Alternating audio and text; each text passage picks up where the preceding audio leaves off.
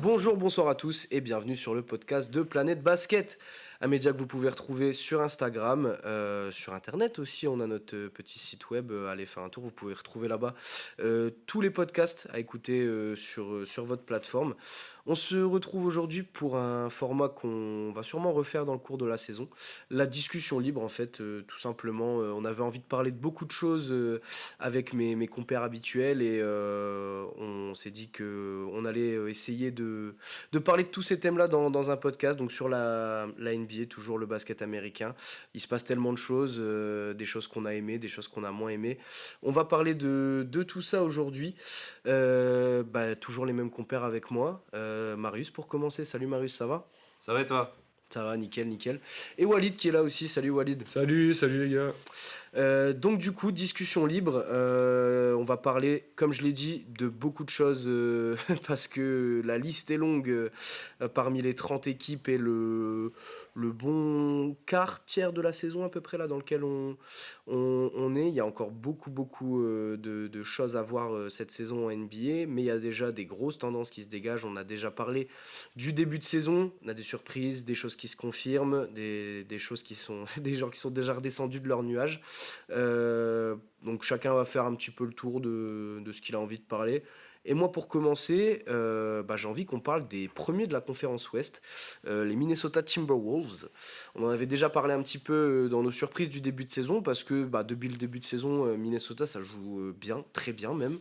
On a un beau trio, voire même quatuor avec Mike Conley, composé de Karl Anthony Towns, Anthony Edwards là qui commence vraiment à se révéler à son plein potentiel, Rudy Gobert qui réalise une très très belle saison là pour l'instant, de bon augure pour les JO cet été. On croise les doigts pour qu'il n'y ait pas de blessures, mais pour l'instant, voilà, Minnesota a été pas mal épargné par les blessures. D'ailleurs, une petite blessure, je crois, d'Anthony Edwards Qui est vite revenu ces dernières semaines. vite revenu à la compétition. Mais c'est premier à l'Ouest, donc la conférence Ouest, on sait que c'est jamais facile d'être premier. Puis là, c'est premier avec 3 matchs d'avance sur le deuxième, qui est OKC, dont on pourrait aussi parler dans ce podcast.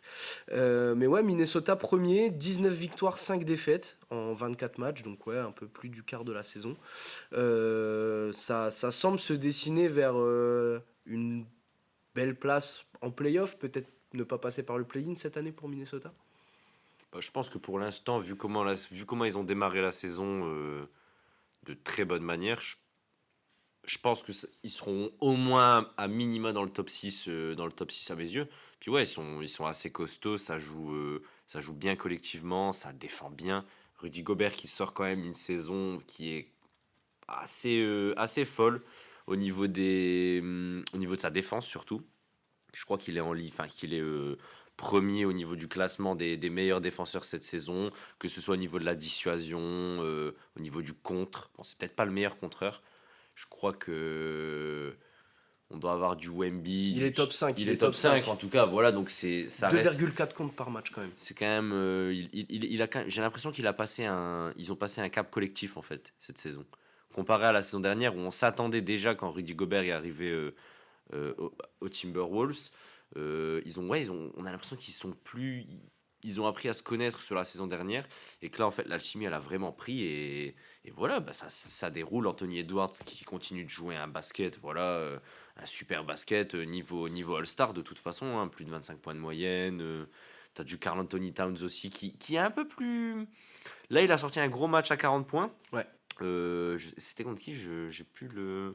Attends, je vais te dire ça. Mais ouais, En tout cas, voilà, perf, là, ils ont sorti une grosse perf, Anthony Edwards et Karl Anthony Towns, mais on sent que voilà, faut que Kat il puisse encore se développer son jeu, trouver ses automatismes dans le collectif.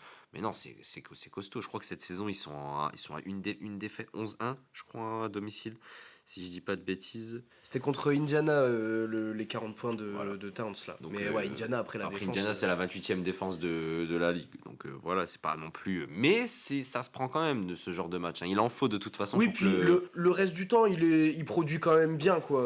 Franchement. Ouais, c'est ça. C'est après, il mise aussi un peu plus sur il peut aussi miser un peu plus sur le shoot que les autres intérieurs. Après là, je vois que sur les derniers matchs, il en a pas tenté non plus énormément. Mais non, parce que tu as l'impression qu'il a envie justement que le collectif se trouve et qu'il soit vraiment fort en équipe. Parce que c'est bien d'être fort individuellement, mais il faut savoir être une équipe costaud. Et c'est tout ce que Minnesota nous montre là depuis le début de saison, je trouve, à mes yeux. Ouais, puis on a des bons joueurs aussi Ça laisse. au niveau du banc. T'as qui est pas mal. Bah, Nasrid. Nasrid, ouais, Nasrid, on en qui, parle pas assez. qui fait du très sale. Kyle Anderson, Kyle Anderson. Nickel Alexander Walker, Shake Milton aussi qui vient de temps en Ils temps. ont signé des Sixers. Non, c'est costaud les Minnesota cette année. Non, c'est un bel effectif qui joue bien sa partition pour l'instant. Ouais, bah ouais, les Wolves, que des belles choses. Le groupe commence à vachement se connaître, mine de rien, depuis les dernières grosses arrivées. Donc, le gros transfert de Rudy Gobert il y a 2 saisons. Il a eu du mal à montrer ce dont il était capable avec ses belles années à Utah, surtout défensivement. Là, on le retrouve fort. Un des toutous, si ce n'est le meilleur actuellement défenseur de la ligue. Il fait son taf à merveille. La raquette, on pouvait avoir des doutes, surtout en termes de, voilà, actuellement dans la NBA d'aujourd'hui, avoir Karl Anthony Towns aux côtés de Rudy Gobert, défensivement, ce que ça allait donner, tout ça. Kat fait les efforts, il a une mentalité. Je pense que ça lui fait du bien d'avoir des responsabilités en moins, voilà, un peu moins de pression avec les projecteurs qui se sont vachement tournés depuis une saison et demie, voire 2 saisons sur Anthony Edwards. Ça lui fait du bien, ça fait du bien à l'équipe. On a peut-être eu un peu peur en fin de saison dernière avec les petites embrouilles de vestiaire. Ça s'est bien repris. Euh, ouais, donc on attend de voir est-ce qu'ils peuvent confirmer ça déjà, est-ce qu'ils peuvent rester premiers ou dans un top 3 toute la saison pour arriver en play-off avec l'avantage du terrain et un maximum de confiance pour une équipe qui a pas beaucoup d'expérience des playoffs, mais qui commence à avoir, voilà, comme je l'ai dit, une belle expérience de groupe déjà, donc à voir. Mais moi, il y a une chose que je voulais juste rajouter à ça, c'est que j'ai l'impression que l'équipe a compris qui était le patron. Et le patron, c'est Anthony Edwards. Et je pense que ça, il y avait un peu aussi ce côté où il fallait que. Car Anthony Towns, voilà, c'est quand même. Je sais plus exactement combien il est drafté. Je crois que c'est top 10, si je dis Ah, pas. Anthony Edwards, mais c'est Pas Anthony Edwards, Karl Anthony Towns. Anthony Towns. C'est un top 10, je Attends, crois. je vais te dire. Il est drafté. Ah, premier choix de draft aussi. Bah oui. Premier En choix de draft 2015. aussi, ouais, donc voilà, j'étais pas sûr, hein, mais. Donc, Ouais. non, en fait, il y a eu un peu ce côté pendant longtemps où on voulait aussi que Karl Anthony Towns explose. Donc, il a sa mesure, bien sûr que c'est un joueur, un grand pivot de cette ligue, tout, il est reconnu de beaucoup de monde, etc. Mais je pense qu'il fallait il puisse faire ce. Je sais pas, en fait, on avait l'impression qu'il n'arrivait pas à passer ce cap de franchise player. Et peut-être qu'il l'est pas, comme Paul George avait dit, tu vois, Mais pour il est lui. pas, Paul George aussi, voilà, Oui, il a peut-être besoin d'être épaulé bah, c'est ça. d'un autre C'est gars. ça en fait. Et là, euh, t'as l'impression qu'ils ont vraiment compris que Anthony Edwards, c'était vraiment. Et je pense que là, actuellement, je sais pas si vous y a encore des débats dans vos têtes à vous. Moi, personnellement, pour moi, le patron de Minnesota actuellement, c'est Anthony Edwards. Il n'y a aucun débat là-dessus. Ouais, moi aussi. Ouais, Et donc- pour moi, ça fait un moment que ça a viré, ça, dans la tête des gens. Ouais, mais Après, je pense est-ce que Kat, il avait vraiment fait Ouais, non, C'est ce que j'allais dire, ouais, Au fil c'est du très temps, juste. quand même, tu prends de plus en plus la mesure. Puis là, sur ce début de saison, tu vois que C'est le Anthony leader Edwards, il s'impose, offensif. en fait, tout simplement. Mais je pense aussi que pour des observateurs extérieurs comme nous, comme les fans, tout ça, c'est limite plus rapide pour nous de faire le switch. Voilà, on voit un Karl Anthony Towns depuis quelques saisons avec ce qui ressemble fortement à un plafond. On voit Anthony Edwards arriver, cartonner, faire Team USA, être la première option de cette équipe jeune, mais avec quelques talents confirmés déjà dans la ligue. C'est lui qui a pris le lead et qui a mené l'équipe aussi loin ils ont été. Euh, donc, je pense que c'est juste de dire que ouais, le plus long limite la transition dans la tête, c'est pas tant des fans et des observateurs, c'est plus ouais, chez les personnes concernées, donc chez Karl Anthony C'est ça. Towns et chez les coéquipiers aussi, qui il faut servir en priorité, à quel moment, qui est vraiment notre comment on dit, go-to guys, on y Le va gars, quoi. le gars qui doit avoir la balle dans les mains. Dans les moments chauds, ouais, exactement. Et des fois, c'est Karl Anthony Towns, ça y a pas C'est de. ça. Mais voilà, là, ça y est, je pense que tout le monde est conscient, et y compris Karl Anthony Towns, parce que bon, Anthony Edwards, c'est quelque chose, Et c'est à Edwards aussi de son côté d'avoir l'intelligence de jeu, aussi de comprendre que des fois, quand c'est 4 qui est chaud, c'est à 4 aussi qu'il faut donner la balle Ah oui, sur la ligne à 3 points ou dans je le pense que drive, etc. c'est sûr, Michael Miller fait beaucoup de bien aussi pour ça, Michael pour Miller fait du bien aussi. savoir c'est vrai. qui servir à quel moment, bien sûr. Ouais. Donc, après, moi, c'est vrai que Minnesota, c'était une belle surprise. Moi, sur ce début de saison, Non, vas-y, hein, reprends. j'ai été assez déçu d'une équipe qui est à l'ouest, qui se situe sur la côte ouest, la West Coast, les Golden State Warriors. Ouais, pour l'instant, c'est pas terrible, hein. C'est la première équipe, la première, la première équipe en bilan négatif. 11e là actuellement de Ils sont l'Ouest. 11-14. 12-14. 12-14, ouais. Ils ont gagné gagné hier cette soir nuit à Portland. contre Portland. Mais ouais, alors il y a plusieurs choses. Par où commencer? Déjà, bon, il y a, je pense, un nom qui nous vient tous en tête là ces derniers temps, après tout ce qui s'est passé, c'est Draymond Green. Donc voilà, après son histoire de, enfin, ses Ces histoires, histoires, mais ouais. sa récidive là, parce qu'il s'est fait suspendre du coup en début de saison, c'était pour l'étranglement sur Gobert. Il a été suspendu 5 matchs. Déjà, je trouvais que le 5 matchs sur Gobert, c'était limite. C'est Au vu, gentil, ouais. au vu de comment il avait abordé la situation, enfin moi je trouvais ça vraiment, c'était désastreux de débilité en fait, tout simplement. Et là, du coup, il a récidivé en portant un coup du coup à Nurkic. Et là, il est annoncé comme étant absent jusque du coup mi-janvier, c'est ça? Ouais, c'est Tu ça. m'avais Là, dit tout à l'heure. il a été. L'annonce, c'était suspension jusqu'à nouvel ordre, avec un certain cahier des charges à remplir pour pouvoir rejouer. Et là, apparemment, Shams a annoncé qu'il allait pas rejouer avant dans les 3 prochaines semaines. D'accord. Mais tu vois, moi, je trouve ça encore assez léger. Pour moi, après, Draymond Green, c'est quand même quelqu'un qui est reconnu dans la ligue. Voilà, des fois, Ouais, ouais, non, il mais. va faire des émissions chez ESPN. Tout le monde le connaît. Tout le monde connaît Draymond Green. De toute façon, quand tu connais les Warriors, c'est que tu connais un minimum le basket. Tu connais Ah, Draymond Green. il fait partie de l'âme Oui, de l'âme de de cette ce équipe. Golden State-là. Et je trouve qu'on n'arrive pas à le retrouver cette saison. En fait, t'as l'impression que l'équipe, elle est un petit peu moins. En fait, j'ai l'impression qu'il y a trop une Curry dépendance. Là, ça fait 2-3 matchs que Klay Thompson joue mieux. Il y a eu du pas, il a retrouvé un petit peu d'adresse parce que sur le début de saison, un peu en Ouais. dents de scie, c'est compliqué. T'as des matchs où tu vas avoir quelques matchs où il a mis des 15 points, mais là encore, jusque récemment, Curry était le seul joueur à avoir mis plus de 20 points cette saison. Là, ça s'est débloqué depuis. Mais voilà, c'est quand même dire on va dire un peu comment dire, la dépendance qu'il y a autour de Curry et le manque de profondeur de l'effectif. Bah, moi, j'ai l'impression que le Golden State potentiellement arrive doucement quand même, mais sûrement sur ce qu'on appelle une fin de cycle, où tu as eu des années absolument sensationnelles avec Stephen Curry, Klay Thompson, Draymond Green, qui restent aujourd'hui encore des joueurs chauds, hein, mais ça fait voilà, 10, 11 et 14 ans qu'ils sont dans la ligue.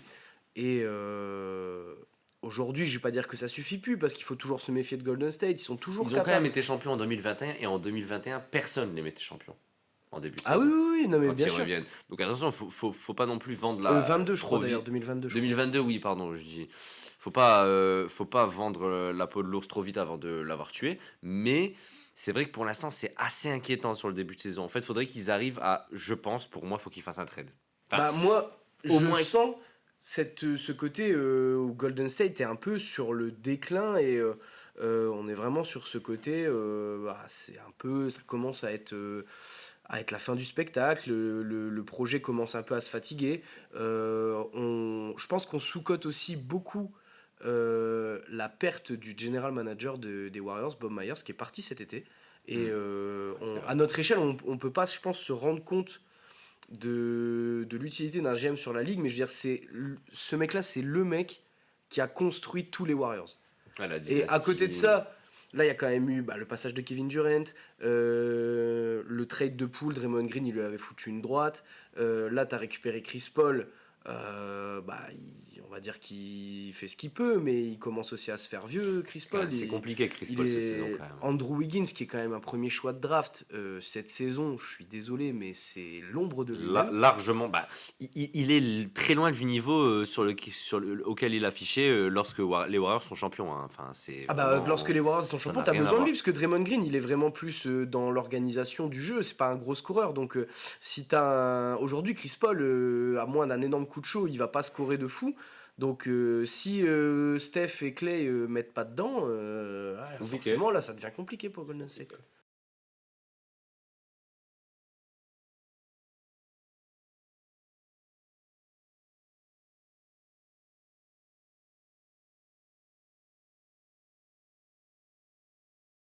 Je crois que vraiment, en début de saison, c'est vraiment aucune chance, hein. Enfin, les gens les mettent vraiment. Il y avait des gens, il y a toujours des fous, surtout à Golden State. Il y avait des gens qui y croyaient. Quand Oui, t'as oui, Curry non, qui quand revient t'es au fan, top bien sûr.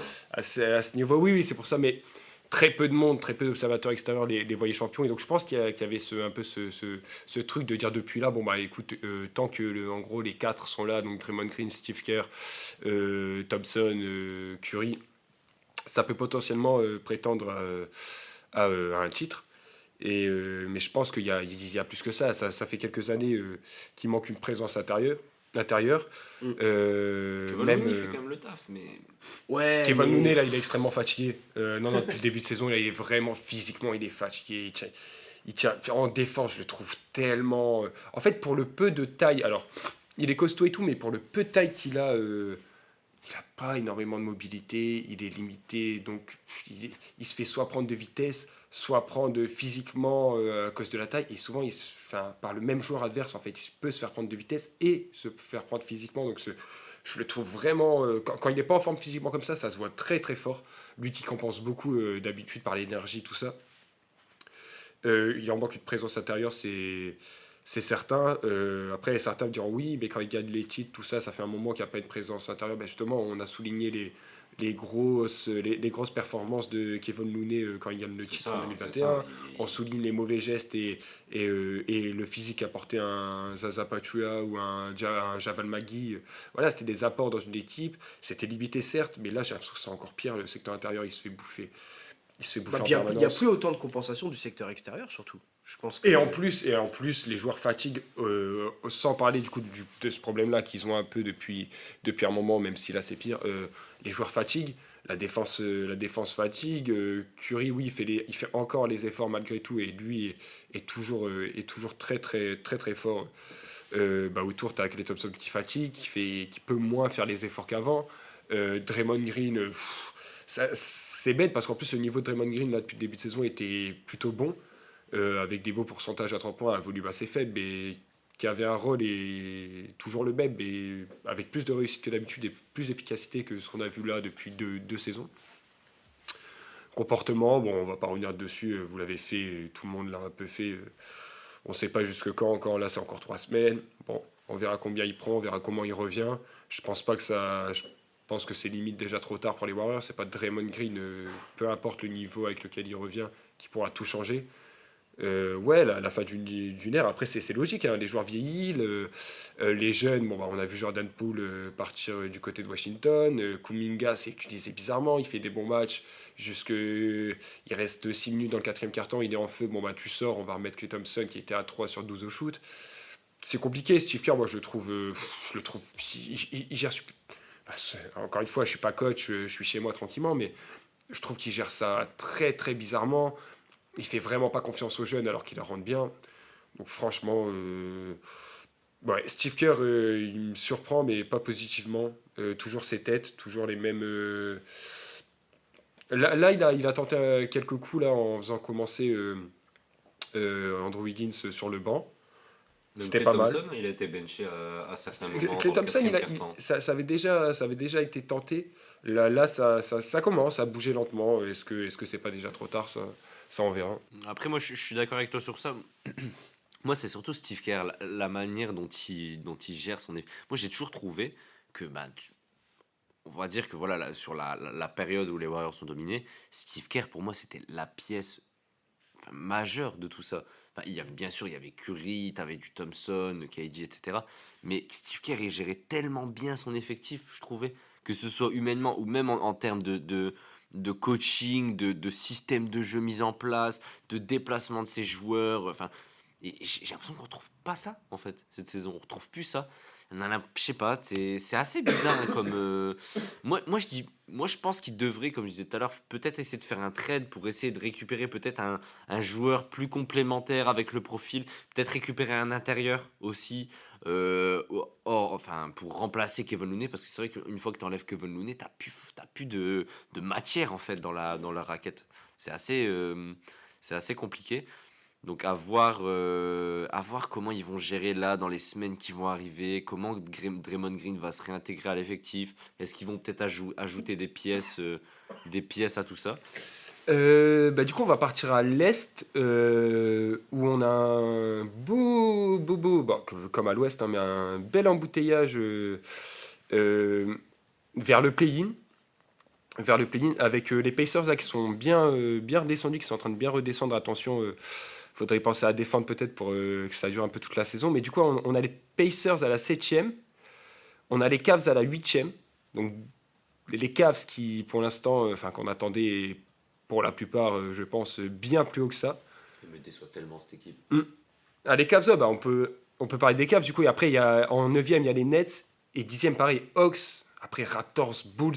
Bon, et après, Les Hawks, je crois que c'est une des rares équipes. J'ai rien suivi des Hawks cette Mais saison. le truc, c'est que leur saison, elle se ressemble. Ouais, Ça fait 4 saisons que leurs saisons, elles sont pareilles. Donc, il y a pas, j'arrive pas à comprendre, moi, la tournure que veut donner le front office à la franchise, mais c'est effrayant. Moi non plus, les Hawks, vraiment, j'ai du mal à les suivre. Et d'ailleurs, je les suis vraiment. C'est une des équipes en NBA que je suis le moins. Parce que, ouais, où ça va il y a l'association Trae Young Murray qui commence à. Voilà, ça fait combien de 2 ans maintenant? Ça fait 2 ans. Ouais, ça fait Deux saisons qu'ils ont joué ensemble. Ouais, deux saisons ensemble. Là, c'est la deuxième, je crois.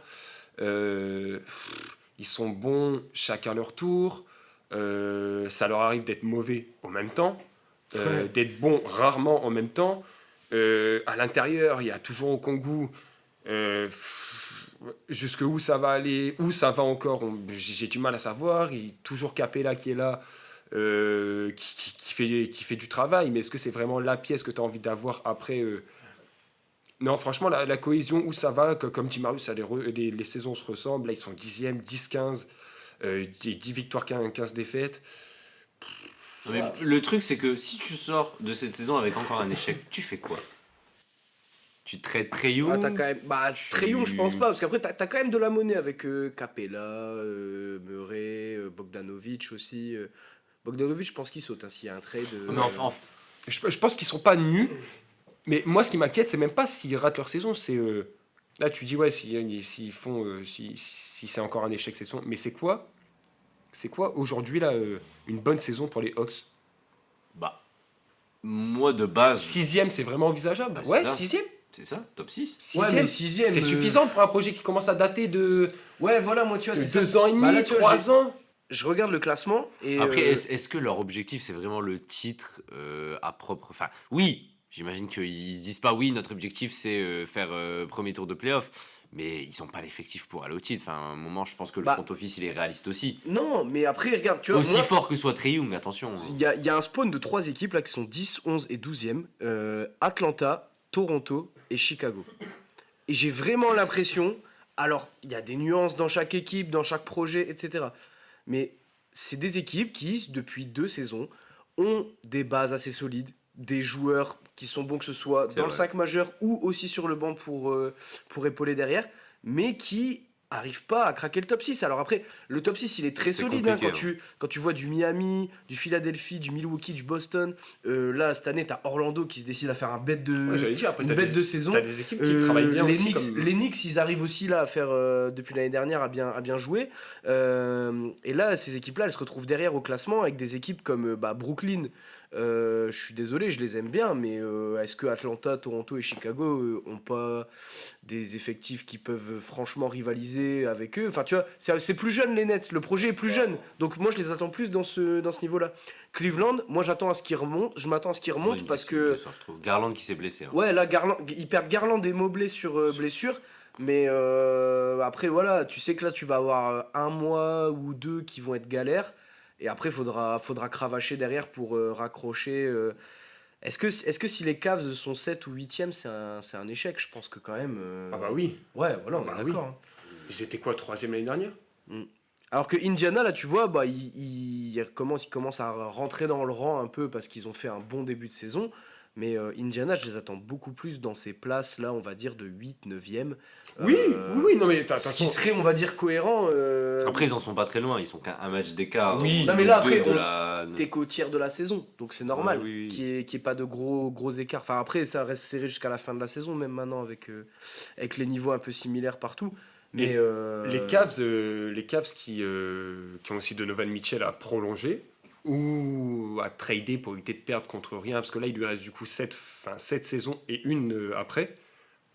Donc soit oh, je pense qu'ils peuvent le garder quand même. Moi, Donovan Mitchell qui a dit moi je suis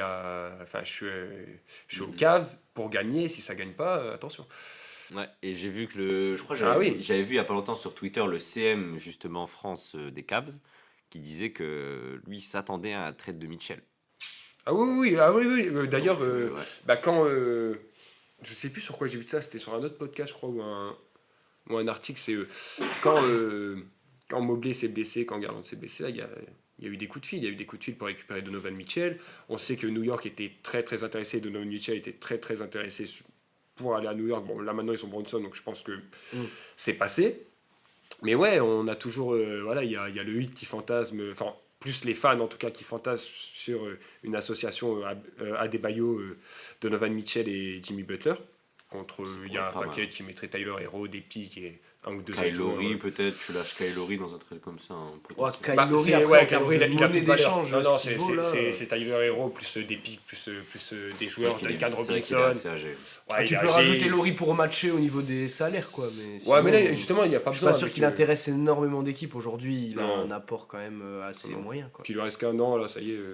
À propos de joueurs qui va peut-être bientôt être tradé aussi et dont l'équipe en aurait potentiellement besoin, Zach LaVine, du côté de Chicago, parce que Chicago c'est pareil, hein. Là 12e, 10 victoires, 17 défaites, alors que t'as quand même un bel Mais ça va effectif mieux. aussi. Ça va mieux depuis que Lavine n'est pas là. Kobe White a enfin un peu Ah, Kobe endossé. White, il fait. Moi j'adore. Kobe Après, White, après là, ça il fait 2-3 matchs qu'il est un peu redescendu de la planète sur laquelle il était pendant. Ouais, mais il est encore bon. Ouais, Il est encore bon. 9 matchs. il tourne encore à 25-30 points. Sur le mois, ouais, non, Enfin, non, je vais regarder ses stats en détail, mais quel début de saison de Kobe White, parce qu'il y Ah avait ouais, un c'est vrai une duel belle à la surprise. main.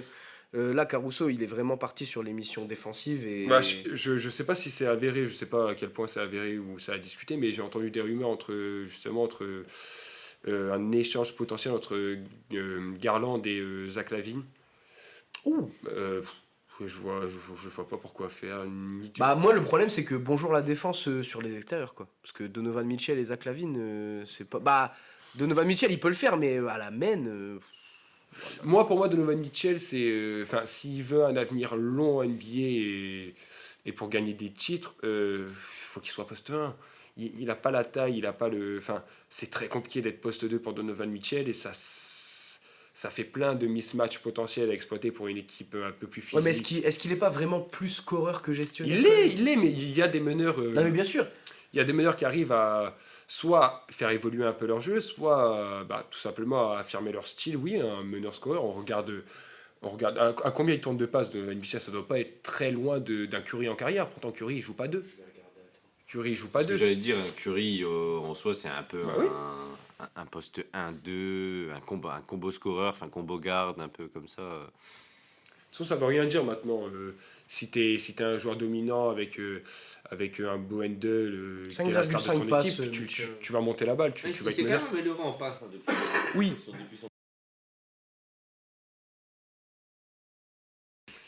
Et ouais. C'est compliqué. Bon, en tout cas, le transfert m'emballe pas ni d'un côté ni de l'autre. Garland avec Kobe White, du coup, ouais, ça viendrait rebouchonner. Bah, là, pour moi, c'est plus facile à l'heure actuelle de bouger Zach LaVine de Chicago que de bouger Donovan Mitchell de Cleveland. Pour les équipes concernées, je Après, Zach LaVine n'était pas intéressé aussi pour les Lakers. Ouais, bah là, il l'a même clairement montré, même son agent a dit l'équipe préférée là, où Zach aimerait aller, c'est les Lakers, quoi. Donc Alors les, après, les Lakers, si tu prends LaVine, tu lâches qui? Dilo. bah, t'es obligé de lâcher Dilo, donc pour moi, c'est pareil, je vois pas énormément d'intérêt parce que. Qu'est-ce que Dilo il va aller faire à Chicago? Ah bah Bah, oui. c'est surtout qu'est-ce que Zach Lavine va faire à la place de D'Lo en fait quoi. C'est déjà bah t'as LeBron qui joue meneur quand il a envie mais Bah, actuellement, je j'ai veux dire, peut-être plus confiance au scoring de Zach Lavine que de D'Angelo Russell. mais pour moi ah oui non mais ça en termes de scoring c'est pas du tout la même chose. En Mais termes de scoring, je suis d'accord. En termes d'attaque, je suis pas d'accord. En termes d'attaque globale de l'équipe, pour moi, elle fonctionnerait. Enfin, elle fonctionne mieux avec un Gilo qu'avec un. bah oui mais Qu'un c'est Zach Lavine, justement, parce que Zach Lavine, offensivement, il va prendre des ballons, il va prendre des shoots. voilà, c'est parce Euh, que Anthony Davis et LeBron James prennent déjà c'est ça. énormément de ballons, énormément de shoots, et que si tu rajoutes un Zach Lavine là-dedans, avec un des trois qui va tenir le ballon, déjà il va falloir qu'ils s'entendent sur le terrain et il va falloir que ça fonctionne. Genre, Après, est-ce que LeBron, il est pas capable aussi de se mettre un peu en, tu sais, en retrait pour mettre un peu plus une connexion. Après, je dis ça, c'est qu'une idée, attention, hein, mais je veux dire se mettre un peu en recul pour laisser plus Lavine peut-être prendre le jeu. Parce que LeBron, il a besoin de ça, je pense aussi. Et c'est ça le problème des Lakers cette saison. C'est qu'il manque de créativité et offensive quand LeBron n'est pas là. Et ça se voit. Ah, mais Le mec, justement, il Ouais, mais joue. justement, pour il moi, peut- Gilo, il apporte plus. bah, c'est t'enlèves le t'enlèves moyen. de la création offensive de fou si tu Carrément, pour un enlèves D'Lo finisseur, pour un finisseur que LeBron Lavine. est déjà très je bon. moi, je trouve Dilo irrégulier cette saison. Je sais pas c'est quoi ses stats exacts, je vous avoue que je les ai pas en. Bah, les stats, je pense que ça va rien être d'affolant, mais en termes de rôle et de régularité, moi, je l'ai trouvé rarement aussi calé dans De une justesse. franchise. D'Angelo, il a 16 points, 3,2 rebonds, 6,4 passes. Donc Ouais, c'est pas dégueu. c'est quand même le troisième scoreur derrière. T'as Austin Reeves qui contribue aussi beaucoup au scoring. Oui, Austin Reeves, non, mais dans tous les cas, lui, il est untouchable chez les Lakers Ah actuellement. oui, il vient de donc, prolonger. mais ouais, non, c'est vrai que c'est vrai que tu peux être en perte. Ça dépend comment le feed prend entre les stars. Moi, il Mais- m'emballe pas. Je trouve que c'est un gros risque pour les Lakers. Qui, moi, je crois en eux cette saison encore. Je pense qu'ils peuvent faire encore des choses. Ils surfent un peu là en deuxième partie de saison. Pour moi, Tu dépends trop de LeBron. ils ont l'effectif. Ouais, Bah, ça, justement, c'est- pour moi, avec un c'est petit le défaut réveil, majeur. on connaît les playoffs. Il faut des choses qui se décantent un peu avant ou pendant, mais un petit Hachimura là, dans le rythme qui vient faire Factor X Torian ou un Prince petit qui gars, prend voilà, confiance. Torian Prince, qui commence à vachement retrouver la confiance là depuis le début de saison, c'est très très fort et c'est super complémentaire d'un LeBron. Ça envoie du shoot, c'est intelligent, ça fait les bons choix, c'est vétéran, ça fait pas de bruit. Donc non, non, moi j'y crois beaucoup, je pense que ça avance dans le bon sens. Anthony Davis, qui a l'air d'être dans une mentale où je l'ai rarement vu comme ça, aussi. Aussi agressif, alors ça reste Anthony Davis, hein, il a des moments un peu d'absence, un peu inexplicable d'ailleurs, mais en tout cas quand il est comme ça c'est impressionnant. Candidat Dipoy et offensivement ça envoie ça envoie du lourd là cette saison. Donc LeBron, si ça reste sur deux jambes, Anthony Davis si ça reste sur deux jambes, moi je trouve que ça peut travailler encore comme ça pendant 4 mois là, et arriver en playoff avec une vraie équipe en arrivant, je sais pas moi, pas besoin d'être même deuxième, troisième. T'arrives dans le top 5, t'es hyper dangereux. Ah bah oui. Bah, c'est vrai que tu tapes un Lakers au premier. Je pense qu'aucune équipe n'aura envie d'affronter les Lakers au premier tour. C'est Surtout clair. des Lakers qui tournent autour de la 8ème place, admettons, un peu jusqu'au mois de janvier, mi-janvier, et qui à un moment se met en mode et qui remonte 5ème, tu vois, avant la fin de la saison. Mhm. Là, je pense que s'ils finissent sur une bonne phase, bah, c'est comme toute équipe, hein, forcément, avec la dynamique, mais si t'affrontes des Lakers qui sont sur une super dynamique, ouais, attention. Ah non, c'est costaud. Après, c'est à eux aussi de trouver un peu plus de. Moins, en fait, trouver comment moins dépendre de LeBron. Parce que tu vois, moi je trouve que Ouais. LeBron, à 40 ans, il peut plus jouer 40 minutes par soir en saison avec lui. Bah, lui, il le veut. Au Oui. début, il avait du Non, mais oui, lui, il a mais dit, moi, forcément. je veux jouer. Mais Oui, Non, mais forcément, ça augmente c'est son risque de LeBron. blessure aussi. parce Les qu'il- Bron, Ouais, ouais. c'est un compétiteur. Jamais il va dire ouais, bah, j'ai envie d'être sûr. Après, mais je pense que même s'il commence à comprendre un petit peu comment son corps évolue, il est pas bête. Mais je pense que c'est aussi au staff à trouver d'autres systèmes, peut-être mettre Austin Reeves. Hein. Austin Reeves, moi, j'en attends plus hein, cette saison. Ça commence. Ça commence. Ça joue bien quand même. Ça fait. Ça joue, mais des fois, C'est t'as quand même concerné des quand trous il d'air. faut.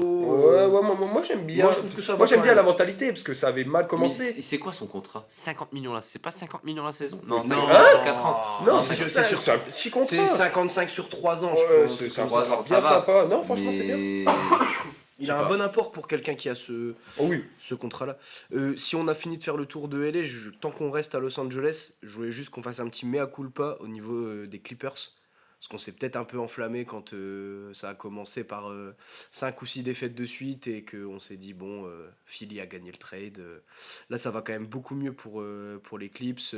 Kawhi fait Un une mois de saison décembre. là. Un mois Enfin, de ouais, décembre. pas une saison, un mois de Bah, attention, non. novembre-décembre, là, c'est. Sa saison restait correcte. Il était à quoi? Il était à 20, Oui, 21 points de oui. moyenne. Mais là, c'est vrai qu'il est en train de chauffer. Ouf.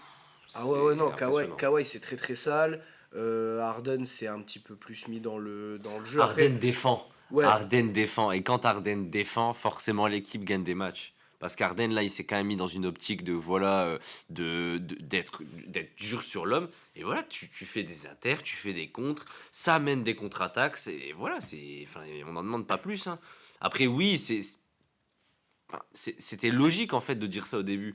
Parce que tu sors d'un trade en fait où t'as perdu un mec qui est bien moins bon défenseur que les deux glue guys que t'as perdu avant, enfin glue guy plutôt si un peu glue guy que t'as perdu avant, Covington et Batum. Et voilà, là t'as réussi à trouver comment dire, des systèmes offensifs, la circulation de la balle, les shoots 30 mieux. Non, franchement, ça joue très bien. Westbrook sur le banc, Harden qui joue dur, ouais, qui joue juste. Pas mal de matchs où il prend quoi 9 tirs, toujours propre. Là, il a fait un gros match il y a 2-3 matchs en passant la barre des 30, je crois. Ah oui, Donc, non, il a mis 28 points et 28. 15 passes D. Voilà, donc bon, quand Harden nous refait des perfs comme ça, forcément, ça se prend, surtout dans une victoire. Donc, non, non, c'est super. Harden a l'air de s'être bien mis dans le moule et ils en avaient besoin, parce que c'est vrai qu'au début, ça bavait, ça dégoulinait de tous les côtés. T'avais du Westbrook, t'avais du Harden qui savait pas trop quand et où prendre ses tirs. Kawhi qui a bien changé la donne, parce que son début de saison, il était bien cracra. On se demandait encore, on avait des inquiétudes physiques, on se disait, bah, est-ce qu'il est parvenu encore blessé ou voilà, ça y est, à bout de souffle. Bah, moi je trouve pas c'est pas forcément bien cracra, c'est juste qu'en fait on en attend plus d'un joueur comme ça forcément et je trouve en fait il était assez discret. J'avais plutôt l'impression parce que les pourcentages sont pas forcément catastrophiques, hein. Si tu prends sa première partie de saison, il est quand même pas loin des 50% au tir, bah, après il met que 21 points donc c'est moins important. Mais je trouve pas forcément. C'est juste qu'en fait, on a l'impression qu'il était pas dedans, je trouve, Ouais, collectivement. ouais, ouais. On a l'impression que là, tu as eu un peu ce déclic, tu sais, collectif, où tout le monde trouve un peu sa place dans l'effectif, et bah du coup, après, ça déroule. Parce que les mecs, c'est des vétérans, ils sont pas. C'est quand même des grands joueurs. Enfin, tu prends chaque joueur dans son prime, enfin voilà, quoi. Tu as déjà trois monstres. Paul George, le prime de Paul George, c'était quelque chose, mais c'est peut-être un peu moins impressionnant que le prime des trois autres, mais voilà, c'est quand même des grands joueurs, quoi. Donc ils sont assez grands pour comprendre leur rôle au sein de l'effectif et puis voilà, que ça puisse dérouler sur des. Là, ils sont sur 7 victoires de suite, je crois, ou 8 Ouais, 6 ou au 7 je sais au plus. moment où on se parle.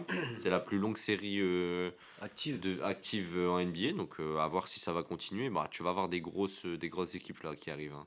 Ouais, oui, Ils affrontent oui, les oui. Celtics le 23.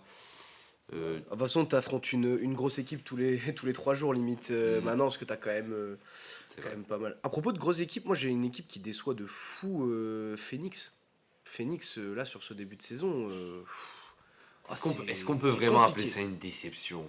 Je sais pas. Ah, quand même! Ouais, quand même par rapport aux Après, attentes. c'est parce que- Oui, c'est non, mais pas- par c'est rapport parce aux que- attentes, mais c'est parce que leurs c'est- Big Three jouent pas Voilà, ensemble. c'est ça le Bah, truc. c'est ça la déception. C'est ça. Oui, la déception, elle est là. On Là, attendait de les voir. Bradley Beal était absent tout le début de saison. Il est revenu, je crois, il a joué 2 matchs. Ouais, c'est Et ça, il 2 s'est- matchs. Il s'est reclaqué là. Enfin, 2 matchs à 3 en tout cas. Il s'est refait mal à la cheville. Et là, KD, il fait ce qu'il peut pour tenir. Alors, KD fait quand même une sacrée saison, attention. Oui. ah oui, oui, oui, bien sûr. Mais même là, Booker, il joue bien et tout. C'est juste que ils ont fait ce pari d'avoir 3 énormes joueurs, 3 énormes contrats. Sauf que derrière, enfin, et t'as Youssouf Nurkic avec, donc même un beau quatuor. Youssouf Nurkic, ça va, ça joue bien quand même. Il fait une assez Là, bonne sur, saison sur comparée le à la début de saison. saison, aux dernières saisons à Mais Portland. le problème, c'est que compliqué. derrière, t'as tellement rien. Enfin, genre là, j'ai vu, on a Théo Malédon qui a signé un contrat, un nouveau two-way contrat après son départ de Charlotte, il a signé à Phoenix. Et en fait, là, avec la blessure de Bradley Beal, bah, t'as Devin Booker sur les extérieurs, après Eric Gordon, mais en meneur pur. Théo. T'as, comment il s'appelle, Jordan Goodwin, je sais plus si c'est Oui. Jordan, mais bref, Jordan Goodwin qui est backup, quoi. Sinon, enfin, je dirais, il y a totalement de quoi faire sa place parce que il y a tellement peu de profondeur de banc et des titulaires à côté qui. Bah, Eric Gordon, moi je trouve Ah, aussi. ils ont quand même des joueurs sur le banc, c'est. Surtout à la main, du coup, ils sont pas. Oui, oui. Bah, Eric Gordon, là, tu vois, je trouve qu'il dépanne. Enfin, il dépanne pas, mais il sort vraiment. Il tire vraiment son épingle du jeu quand Oh même, oui, parce que toujours, là, il toujours. a. Bah, il sortait quand même de saison là où Bah, là, ça avait pas joué de fou. Enfin, quand ça il jouait a un petit signé, peu quand il moins. a signé aux Clippers l'année dernière, sur la deuxième moitié de saison, il a quasiment 17 points de moyenne, hein. Ouais. Oui, ça tirait sur la fin Oh, attention quand aux même. Rockets. Oui, en Rockets, c'est Mais, normal. Oui, aux Rockets, oui, c'était un peu plus. mais là, tu vois, tu t'attendais à ce que Eric Gordon il ramasse les miettes laissées par le quatuor des Suns en sortie de banc. Et au final, il se retrouve à être limite deuxième option parce qu'il y en a un qui est blessé, un autre qui joue pas.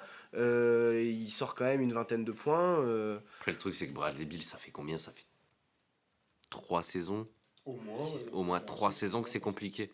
Ah ouais, là, Entre niveau les blessures, bah, blessures, c'est surtout les blessures en fait, Il hein. joue pas, il joue pas. Là, il était revenu début de saison après 2 saisons blanches, je crois. ouais, 2 saisons blanches, je sais pas si elles étaient blanches entières, mais dans tous les cas, c'était. La saison dernière, au Wizards, il a rejoué. Mais Il a rejoué un peu, il a rejoué il a au rejoué un Wizards, peu. c'est juste que oui, il s'est blessé entre temps. Je me rappelle T'as même pas plus qu'il pu a bien bien enchaîner. joué. Surtout qu'en fait, le truc, c'est que ça collait plus. Ça collait plus au niveau de l'alchimie en fait. Et du coup, lui, il avait plus envie de. Oui, non, mais de toute façon, il y avait clairement une. Ça y est, les Un Wizards. break quoi, entre le joueur et la Il fallait franchise. séparer. Il fallait séparer, c'était un peu comme Damien Lillard avec les. Voilà, il y a un moment où tu atteins un plafond collectif où tu dois. Et là c'est vrai que le voir se blesser, déjà au début de saison, la communication est pas claire, mais à mon avis, c'est parce que juste ils peuvent pas être plus clairs. C'est un jour, t'as Booker qui est absent pendant 2 matchs. Après, t'as KD qui se repose un match. Et du coup, t'as un match de Bradley Beal. On croit que c'est son retour. Les 4 matchs suivants, il les rate. Donc, ouais. Est-ce qu'on partirait pas sur une Nets 2.0? C'est ça la vraie question. Bah, Oh, ça, putain, ça, ouais. ça y fait penser, hein, ça y fait penser. On verra, on verra. Je pense que chaque franchise, enfin chaque saison, chaque franchise peut être différente. Donc on va pas tout de suite les mettre dans la même. Mais c'est vrai que ça en prend le chemin pour l'instant. Il faut qu'ils se retrouvent à 3 le plus vite possible. Là, on va passer déjà décembre, on va finir l'année. Il faut qu'ils soient ensemble, Faut au qu'ils moins enchaînent les matchs. fin janvier, ce serait bien, maximum. Fin janvier, ils commencent à enchaîner les matchs jusqu'à la fin de saison. Et là, on va les juger, parce que là, on va être très dur de les juger. Tous les soirs, il y a un sac majeur ou des rotations différentes.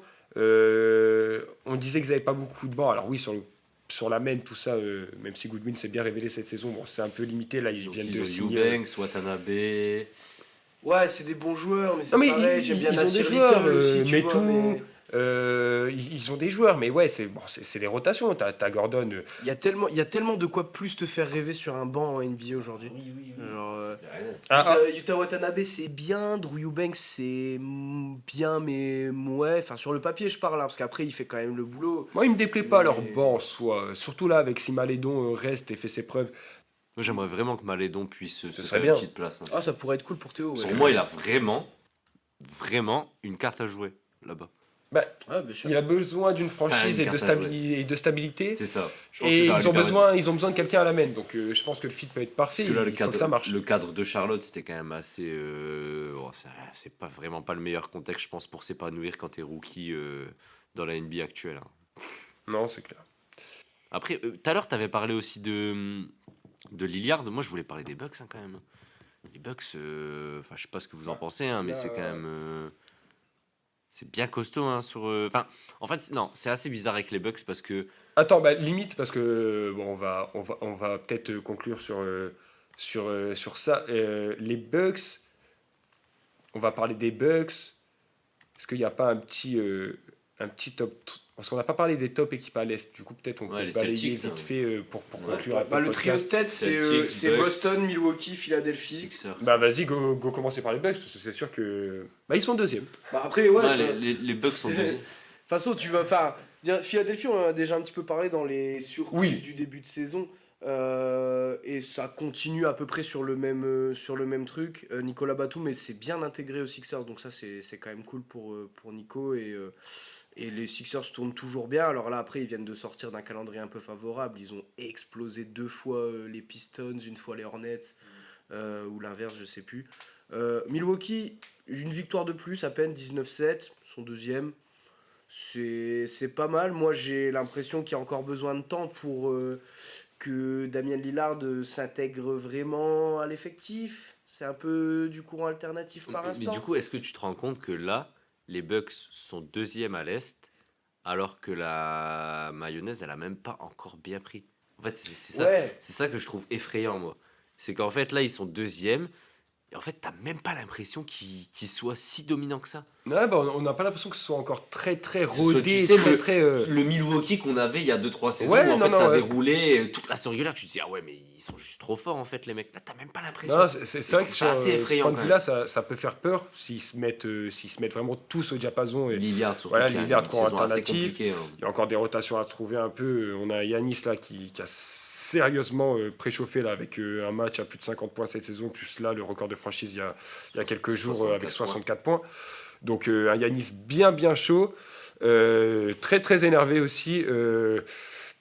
C'est vrai que ça. Alors ils ont des très beaux. En fait, j'ai l'impression qu'ils ont des meilleures stats en termes d'offensive rating. Je crois qu'ils sont top 5. Enfin, sur les stats, t'as l'impression que ça va, et d'ailleurs ils sont deuxième, et c'est vrai que visuellement, quand tu regardes des matchs et tout, tu te dis, ah, il y a encore des choses, il y a Damien Lillard, il y a encore Surtout des Lillard pour moi. surtout Lillard, non mais c'est sûr que ça fait beaucoup, parce que voilà, c'est le top, C'est un c'est système. c'est le duo, c'est un système, c'est le, T'as c'est la le, ref. c'est le duo phare, et puis voilà, qu'on attend jouer ensemble, complémentaire, voilà, Lillard pour les fins de match, pour plier les games de playoff que Yanis avait peut-être un peu plus de mal, et que Middleton ne peut peut-être plus plier aussi bien et avec la même fiabilité qu'à l'époque. Donc, Ouais, Middleton. Ouais, c'est compliqué son début de saison. Ouais, c'est compliqué. c'est compliqué aussi. C'est compliqué. Ces minutes sont compliquées. Là, je pense que c'est vraiment physiquement, parce qu'il est toujours limité en minutes.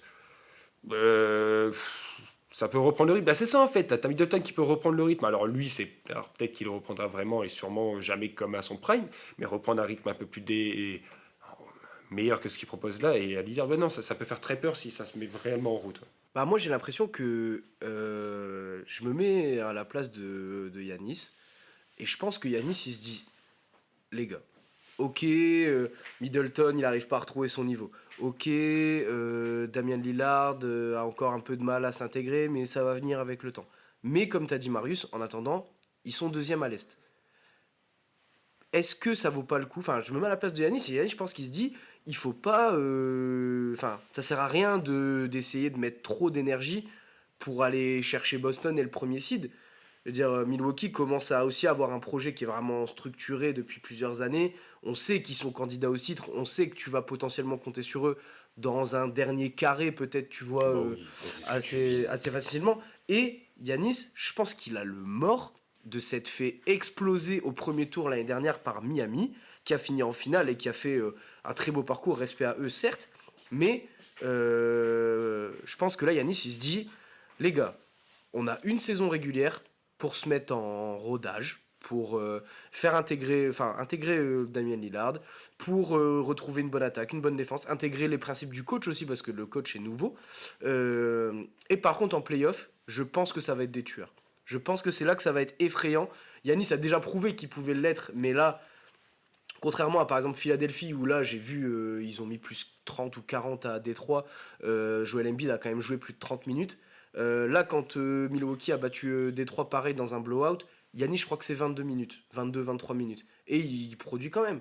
Mais je pense qu'il y a ce côté où Yanis, qui est quand même, je pense, une bonne place de leader dans la franchise, hein, même vis-à-vis d'un coach rookie, je pense qu'il dit à Adrian Griffin, t'inquiète, laisse couler le truc, repose-nous, à force de jouer déjà, on va progresser, et par contre, là, quand on arrive en playoff, là, on va mettre le coup d'accélérateur.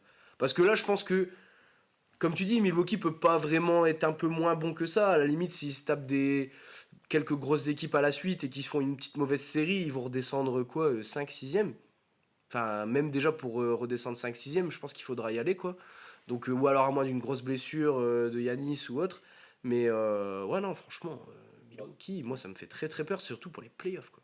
Dans tous les cas, là, ils sont assurés de finir top 3. Donc, non, à voir comment ça va prendre avec Lillard. Moi, j'en attends quand même plus de Lillard. Parce que ces pourcentages, ils sont quand même cracra sur le début de saison. Enfin, surtout Ouais, quand on ouais. connaît le joueur. Bon, après oui, il faut comprendre, il a passé toute sa carrière à Portland, une nouvelle franchise, il joue certainement avec le meilleur, pas certain, il joue avec le meilleur joueur avec lequel il ait jamais évolué dans toute sa carrière, donc c'est vrai que je pense que c'est nouveau pour lui, il faut qu'il puisse s'habituer aussi aux nouvelles responsabilités. C'est- Ouais, non, mais meilleur joueur avec qui il ait joué, je pense que même que si Yanis n'était pas là, Middleton est peut-être le meilleur joueur avec qui il ait joué dans sa carrière. Oh, McCollum, Nurkic, attention. McCollum, je sais pas. Bah, ça se discute en tout cas, mais là il y a Yanis, donc ouais, forcément. Oui, non, mais Ça, oui, c'est- du coup, oui, je dis ça De très loin, tu vois. de très loin, oui, carrément. C'est pour ça que c'est pour ça que je dis que c'est un contexte nouveau pour lui et Ouais. qu'il faut qu'il puisse s'habituer parce que voilà, Milwaukee, je pense cette année t'es Milwaukee, pardon, tu sors du je sais pas, tu te fais éliminer par exemple en finale. Est-ce que si tu te fais éliminer avant la finale de conf, c'est un échec? Enfin, on est d'accord. Ouais, bah oui, je pense que tu Le vises, Bucks, oui. Ouais, tu vises le dernier carré. À la limite, t'as pas la bague, c'est un. Si tu vas en finale NBA, c'est un demi-échec. Enfin, c'est. Ouais. Ça va, t'amortis pour la deuxième saison en disant bon, bah, on y retourne pour la saison prochaine, on était qu'à une marche, mais dans ta tête, c'est un. Alors, oui, Yanis, pour lui, il n'y a pas d'échec. Dans le sport, il n'y a pas d'échec, on apprend. Je pense que pour Lillard de 33 ans qui arrive aux Bucks, bon, s'ils font une finale de. Bon, à la limite, non, à la limite, je pourrais entendre. Après, t'as Brook Lopez qui vieillit, Middleton qui vieillit et tout, mais à la limite, je pourrais entendre s'ils vont en finale NBA. C'est pas un échec, mais finale de conf, c'est un échec. Ouais. Pour moi, c'est un échec. Rendez-vous en juin prochain pour la finale Milwaukee-Minnesota, bien sûr. On va conclure là-dessus, les gars, cette première discussion libre. On sera amené à se revoir dans ce cadre, reparler un petit peu comme ça des choses qui nous ont marqué sur les dernières semaines de la saison. Encore beaucoup de choses à suivre. Merci de nous avoir écoutés. Nous, on va prendre une petite pause là, ces prochaines semaines. On va se poser devant les Christmas Games, regarder un petit peu de basket et on reviendra début janvier pour vous parler de NBA. Suivez Planète Basket, Planète Basket du bas sur Instagram. En plus, on fait gagner des petits trucs maintenant. Il y a un petit concours si vous avez le temps d'aller checker parce que ce tirage au sort c'est bientôt. Mais allez-y, on fera gagner d'autres choses dans le futur. Et puis voilà, bonne fête à vous, prenez soin de vous et puis on se revoit début janvier pour parler NBA. Salut les gars! À l'année Salut, à l'année prochaine, les gars.